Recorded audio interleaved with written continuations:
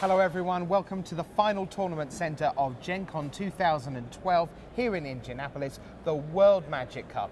The inaugural World Magic Cup is over. Rich Hagon here in the company of Pro Tour historian, Mr. Brian David-Marshall, and as historian, put this weekend's events into some perspective for us. There are not many opportunities to be the first winner of a tournament.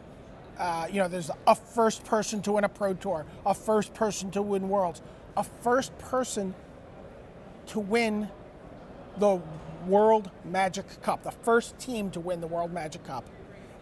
It's a big honor, it's a momentous occasion, and it will always be something that they will have that even future winners of the World Magic Cup will not have. Yeah, Zach Dolan is a name from Magic history. Absolutely. Because he wins the first Worlds in 1994. You look at Team USA winning the first Worlds team title.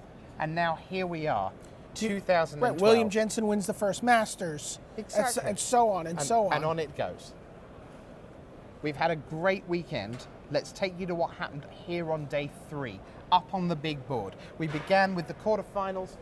Croatia against Puerto Rico, Poland against the Philippines, Chinese Taipei against Slovak Republic, and Scotland against Hungary. And we'll start with Croatia against real underdogs coming in, Puerto Rico. Yeah, Puerto Rico comes into this top 8 as the 8th seed, which means no matter what they do, they are never going to get to play first. We talked about this throughout the weekend. Seeding mattered. The top seed in every matchup gets the option to play or draw in all 3 matches of the event. These were team sealed matches, one player playing Innistrad block constructed, one player playing standard, and another player playing modern, and the best 2 out of 3 of those matches, which were each 2 out of 3 games, would be the winner, playing first on all 3 tables. We felt Croatia would be big favourites there. Let's see what actually happened though.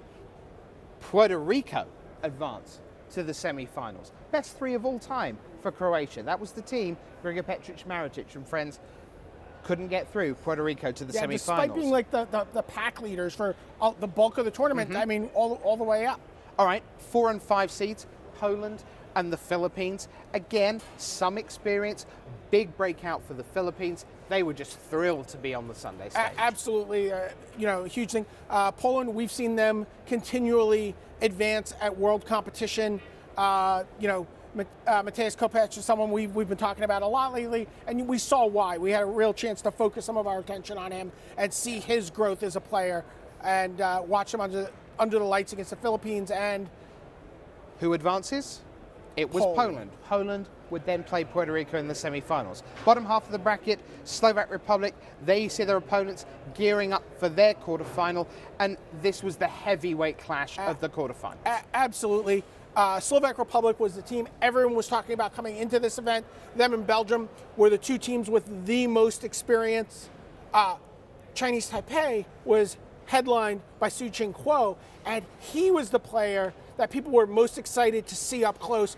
He's been doing very well, very quietly. He just hit platinum at the end of this last year. He had an option to play it safe, didn't play it safe, played his last round in a Pro Tour Adversary Restored, won it, secured level 8, becomes platinum. You're going to see a lot more of him. And now he was here in the top 8 against the Slovak Republic and Robert Jurkovic. It was a great match, but the winners, Chinese Taipei. And you really had the feeling that this was going to set the pace for the rest of the bracket. Sure. And finally, we had the 7 seed Hungary and the 2 seed Scotland. Do you need a hug? I do. I'm sorry. I'm sorry. Scotland lost nothing in defeat. Fantastic effort to be here. As you'll see, Hungary advanced to the semi-finals. It all came down to one final game. Stephen Murray in standard up against Thomas Glied, who had been undefeated in standard on day 1. But honestly, for the Scots just to make it to Sunday, a real justification for having a Welsh team, a Scots team, a Northern Ireland team, a full Ireland team, of course, and an England team who narrowly missed out on day 2. Congrats to the Scots. Scotland basically did, 179 out of 180 points of damage that they needed to do. It was, a fantastic effort. They did a great job. So, semi-final time, Puerto Rico against Poland. And again, still, Puerto Rico the 8th seed, so Poland get to go first. all the matches, but as we'll see, it still didn't matter to plucky Puerto Rico. Again, tiny island nation, and only I think it's like 3,000 square miles is all Puerto Rico is. But in that little community, you've got people who can really play Magic. So they win there. And then what about Hungary against Chinese Taipei? So throughout the Swiss rounds of this tournament, Su Qingguo went 12-0. He went undefeated from round 1 to round 12 individually in, I think it was 39 different formats that were played. So that left one round. That left one round. In the 13th round, Chinese Taipei was matched up with Hungary. Oh, right. Yeah. And easily they could have shook hands and gotten a little early dinner, done some play testing, and shown up today to play. But Hungary said, no, we're going to try to get a better seed. We want to try to knock Chinese Taipei off their perch. And Hungary played against them and demolished them. We heard a report from Aaron Forsyth last night about Hungary. Hungary really just kind of it was a beating. Spanked them all about. Yes. And, it kind of didn't bode well here for Chinese Taipei in this matchup. In fact, Su Qingguo said he had to go to Team Japan and kind of reposition himself in his matchup. He's like, I lost so badly. I need to rethink this. Seeking out the advice of other people who've been here before on the Sunday stage and said, how do I improve? To which the answer was, your opponent doesn't draw any lands, you'll be fine. Let's take you to the final because Chinese Taipei, as we'll see, advanced to take on Puerto Rico in the final. That went long. The games were full of drama. Every time you thought Chinese Taipei were about to claim the inaugural title, Puerto Rico went, I've got this instant that's going to kill your guy. I'm actually going to just vapor snag that. No, wait, here's a restoration edge. There was always something. Yeah, it was an incredibly swingy, dramatic, tension-filled match. And in the end, it was the zombies of Chinese Taipei that claimed the first title. Let's meet your 2012 Magic World Cup winners. We begin with the captain, a global superstar, ladies and gentlemen, Mr. Su Qingguo. Yeah, you said it in the booth. You said a star is born. We're going to see him in just like 10 days in Seattle. We're going to be doing the Players' Championship. Again, he became the Southeast Asia representative. That's right. The APAC representative at the Players' Championship as a benefit of his platinum status, his pro points that he accrued, level 8. We're going to see him at every Pro Tour next year. We're going to see him probably going to a lot of GPs, and we're going to see him at the Players' Championship, Su Qingguo. The rest of the team, let's meet the team, squad them along. Here we go. We have Terry Cheng. He played Jund in block. Move it along again. We have Yu Min Yang. He was standard in Black Red Zombies. And this is the man who arrived here on Wednesday not knowing what the weekend held. And in the end, this is the man who did the final point of damage. Struck the decisive blow. And then on the end, the fourth member of the team, Paul Rini, the coach. Remember, 4 people played for every team. The 4th score didn't count from day 1. They then advanced 3 teams.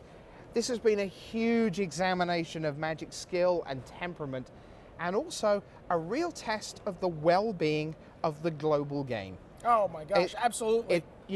There are times when you go away from events that you've been to in different fields, in different formats in life, and you go, I don't know, that didn't really click. Something was missing. People were niggly with each other. People were inhospitable towards each other. Just that little bit of niggle. And it's not here. And it's not just that. It's also, it's almost like there's a fog of war over the Magic map. Yep. We know Japan. We know the United States. We know the Czech Republic. We know, we kind of know a little tiny bit of Poland. But there's huge areas of the globe that we just don't know. And I got to tell you, I felt like huge portions of the map were revealed for me this weekend as I got to see the Scottish team, as I got to, meet the Puerto Rican players, the Estonians, the Estonian team, who just missed the out Bolivians, on Sunday. The Romanian team that I had a chance to spend some time with this weekend and talk to, the Malaysian team, et cetera, et cetera, et cetera. The global game is in a pretty healthy state. Yeah. How about we do a Team World Cup again sometime? Like, next year maybe. Absolutely. It's going to be in Amsterdam. You were crazy to miss out on this. If you were from any of the countries around the world with a Magic community, make sure you're on that team. It is a very, very special honor and a weekend like no other in the Magic calendar. And if you're playing Magic, if you're playing at F&M, if you're playing at PTQs, you're going to be eligible to compete in a World Magic Cup qualifier. Yep. And you got 3 opportunities to make the team. Get there. Take 1 of them. Take 3 of them. Su Chin Kuo and the boys from Chinese Taipei, they are the inaugural Magic World Cup champions. For the Proto historian Brian David-Marshall, as we begin another great Magic tradition, I'm your host Richard Hagon, saying bye.